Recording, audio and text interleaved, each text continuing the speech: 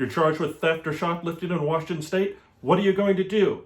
Well, my name is Lance Fryrear, and I'm a defense attorney, and I'm also the defender of justice. Defender of justice. Defender of justice. Defender of justice. And I don't normally look like this when I do my day job as a defense attorney.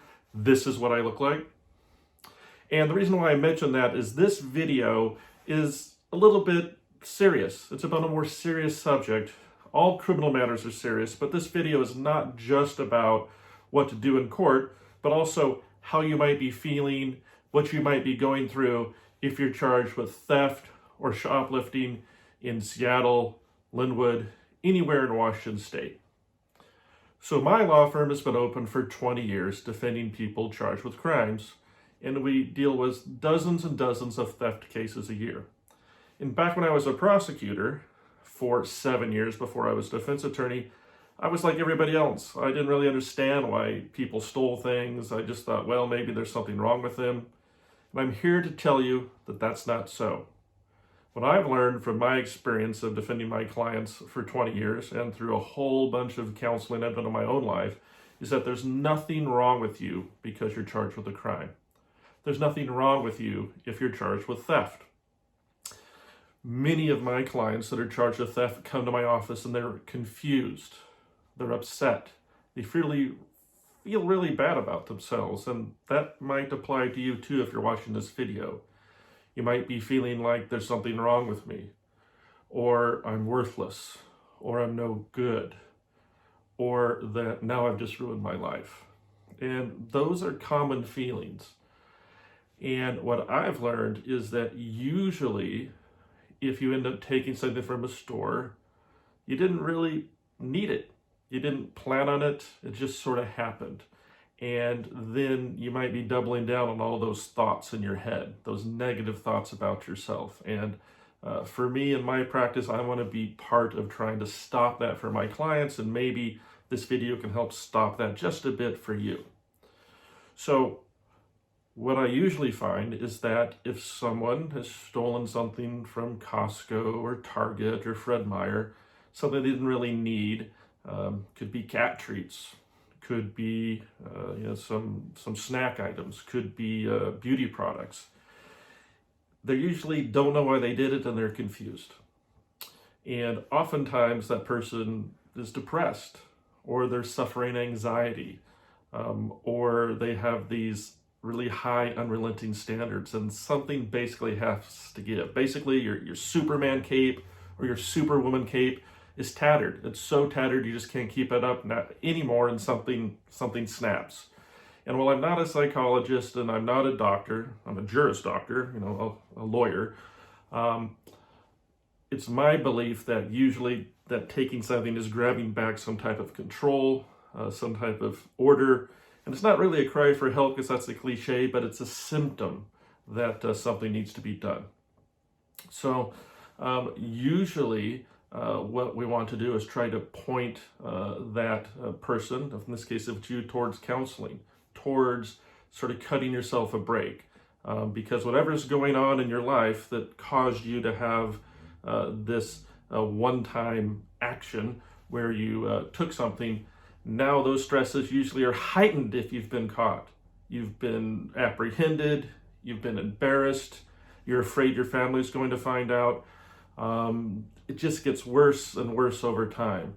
So it's really important that you cut yourself a break, that you realize that even you make a mistake, and that you reach out to a qualified attorney, a qualified counselor, and you just slow things down a bit and realize that life isn't going to be over because this happened. So that's the first thing. You need to cut yourself some type of understanding so you can take the next steps to get through this. The second thing that you need to do is realize that your life is not over because you got charged with theft or shoplifting. It feels like it's never going to end. It does feel like it's life or death. And it also feels like the sky's going to fall. And while those are accurate descriptions of how you might feel, they're probably not accurate for the likely outcomes. A first offense theft charge, theft in the third degree, let's say, that means a value of less than $750 of property taken, is a gross misdemeanor. That means it's not a felony, you don't lose your voting rights. You can go to jail, but it's not very likely if you have not been in trouble before. There's many different ways out of a theft charge, and if you have a qualified and experienced attorney, that attorney is going to be able to guide you towards those ways out. Hopefully the attorney will also try to help you with the mental process and the anxiety you're facing, but in the criminal court, there's many different ways out of a theft charge. The first most common way is called compromise of a misdemeanor. Washington State has a statute that says if a victim of a crime, let's say it's a Target again, or it's a Walmart, Costco, if the victim of a crime appear in court, and that means in writing, and state they've been civilly satisfied for their damages, then the court in its discretion can look at your record, your lack thereof, and it may dismiss the case against you, which means no jail time, no criminal conviction, usually no fine, and of course, the case is over and you don't have to worry about it anymore. So that sounds great, Lance. How does that work? Well, how it works is stores will typically send a person who was caught shoplifting a demand for a payment, a civil demand. And in this state, there's something that we like to call a shopkeeper statute that allows the store to ask for liquidated damages for their enforcement costs for having to stop you taking whatever you took. Usually a law firm from another state, New York or somewhere, sends a letter in the mail saying, hey, pay us this much money. It could be $200, could be $300. It's usually between $150 and $600 on average. And they'll say, if you pay us this money, we're going to forego our civil suit against you. We're not going to sue you, but it doesn't affect the criminal matter. While it's true it doesn't affect the criminal matter directly, if we can get a civil release from that law firm that represents the store, then the defense attorney can make a motion to the court to ask them to dismiss the case.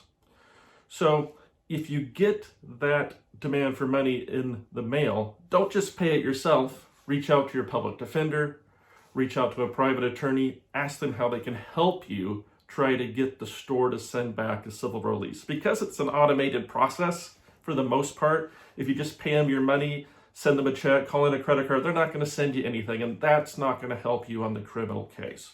So most people are unhappy when a civil demand shows up.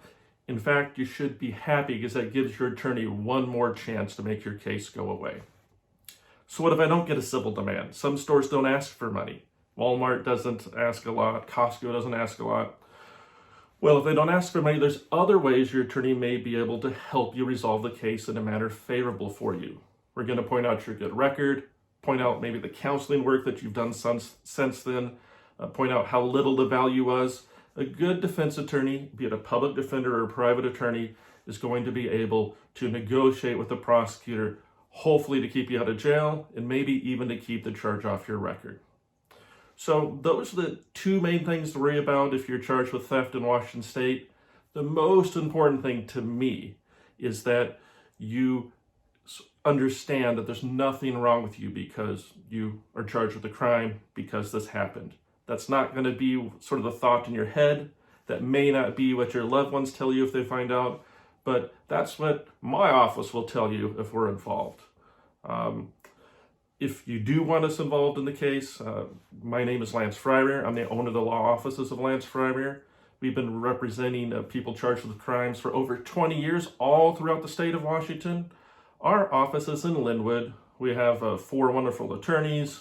We have hundreds of 5-star reviews.